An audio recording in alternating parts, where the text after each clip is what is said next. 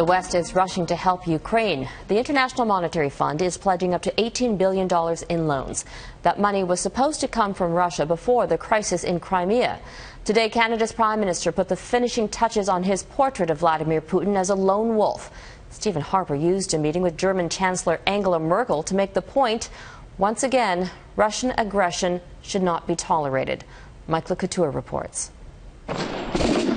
Mixed in with the pomp and circumstance of today's meeting was a clear level of comfort between these two leaders. After a double-cheek kiss, the two got down to work, discussing trade and the crisis in Ukraine.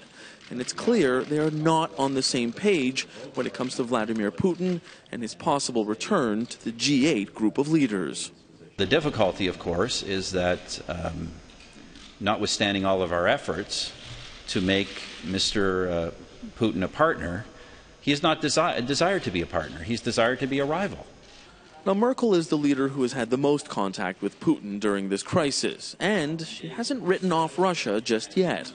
And we're trying to win the other side over to pursue a course where it is allowed to Ukraine to take its own sovereign decisions. Neither leader is ready to move to the next phase of economic sanctions, which could include targeting Russian energy. Russia supplies Germany with 35% of its oil and natural gas. Now, Merkel and Harper exchanged a knowing glance when the question was asked, but it's a delicate dance.